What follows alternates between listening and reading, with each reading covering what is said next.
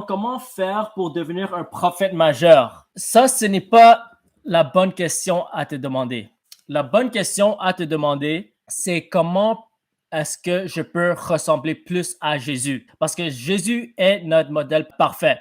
Alors, avant de vouloir être prophète, pasteur, apôtre, évangéliste, docteur, il faut prioriser le désir de ressembler à Jésus-Christ lui-même.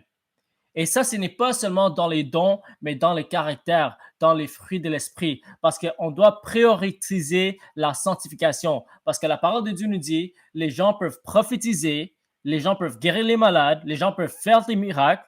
Mais Jésus a dit, dans les derniers jours, les gens vont dire, Seigneur, Seigneur, j'ai fait des miracles, j'ai prophétisé. Mais Jésus va dire, je ne vous ai jamais connu. Parce que vous avez vécu dans le péché.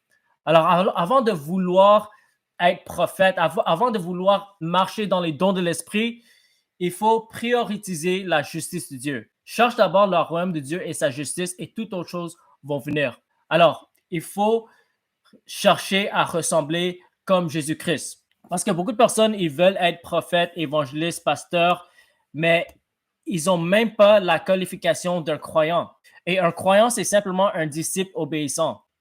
Et c'est quoi les signes de croyants? La Bible nous dit que les signes accompagneront tous ceux qui auront cru. Ils vont parler en nouvelle langue, ils vont chasser les démons, ils vont imposer leurs mains sur les malades et les malades seront guéris. Alors, avant de vouloir être prophète, est-ce que tu as même les descriptions d'un croyant normal selon Marc 16? OK? Parce que beaucoup de gens disent que je suis prophète, je suis apôtre, je suis tel homme de Dieu, mais ils n'ont même pas les qualifications minimum d'un croyant, un disciple de Jésus. Avant de vouloir mettre un titre sur toi-même, focus sur obéir la parole de Dieu, mettre la parole de Dieu en pratique, partager la bonne nouvelle, prier pour les malades. Et le plus que tu cherches d'abord le royaume de Dieu et sa justice, le plus que tu mets la parole de Dieu en pratique, le plus que c'est les autres qui vont te dire ton appel. Parce que la Bible nous dit qu'on ne doit pas exalter nous-mêmes. On doit s'humilier. Et les gens qui s'humilient, c'est eux que Dieu va exalter. Mais si tu exaltes toi-même, Dieu va t'abaisser. Parce que Dieu est contre les orgueilleux. Si tu priorises la justice de Dieu, les fruits de l'esprit, la caractère de Jésus, et tu cherches à être un disciple de Jésus, pendant que tu mets la parole de Dieu en pratique, c'est là que tu vas voir qu'il y a certains dons qui vont se manifester à travers toi. Et même tu auras une attirance pour certains dons. Certains ont une attirance pour la guérison, certains ont une attirance pour la prophétie, certains ont une attirance pour l'enseignement, l'évangélisation. Alors, lorsque tu obéis simplement à la parole de Dieu, tu obéis le grand commandement d'aimer Dieu, aimer ton prochain, prêcher l'évangile, former les disciples, guérir les malades. Lorsque tu mets la parole de Dieu en pratique, là, tu vas voir que tes dons vont développer et tu vas voir que tu vas pouvoir discerner plus clairement c'est quoi le don ou l'appel que Dieu t'appelle à faire. Il y a certaines personnes qui ont une facilité à prophétiser, à avoir des paroles de connaissance et ils ont des rêves et des visions. Si c'est le cas, ça, c'est un bon signe que peut-être Dieu t'appelle à être un prophète ou marcher dans la prophétie. Tu vois, il y a d'autres personnes qui sont plus attirées avec les miracles, les guérisons, les délivrances, l'évangélisation. Si ça c'est le cas, peut-être que Dieu t'appelle plus dans le don d'évangéliste. Mais c'est important qu'on ne se limite pas parce qu'on est tous appelés à ressembler à Jésus. La Bible nous dit qu'on est prédestiné à être conforme à l'image de Christ. Alors, avant de vouloir être prophète, évangéliste, pasteur, cherche à ressembler à Jésus-Christ. Et Jésus a opéré dans tous les 5 dons du ministère. Et Jésus a dit, tous ceux qui croient en moi vont faire les mêmes choses que moi et même plus grand parce que je vais aller au Père. Et quand il va au Père, il a envoyé le Saint-Esprit. Et quand on a le Saint-Esprit, on peut faire toutes choses par Jésus-Christ qui nous fortifie.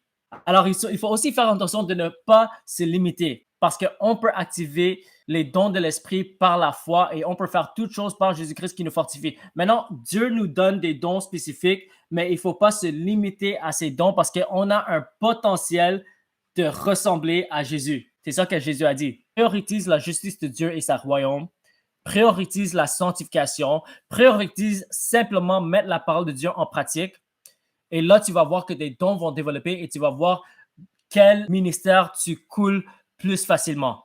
Et si tu veux activer le don de prophétie, tu peux activer le don de prophétie par la foi. Tu peux écouter la voix du Saint-Esprit et partager ce que Dieu te dit. Et le plus que tu pratiques le don de prophétie, le plus que ce don développe.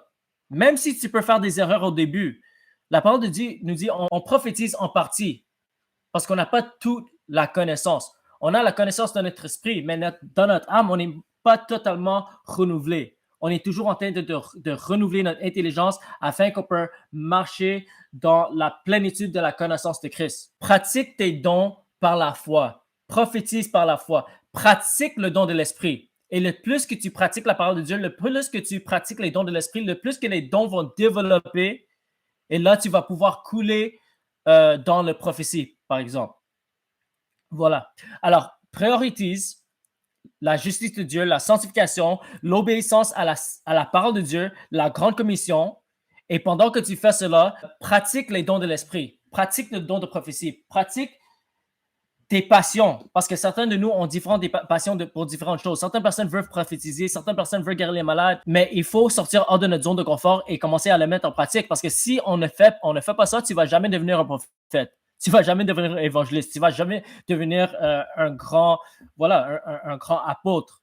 À moins que tu mets tout simplement la parole de Dieu en pratique et pendant que tu obéis la parole de Dieu, tu développes tes dons.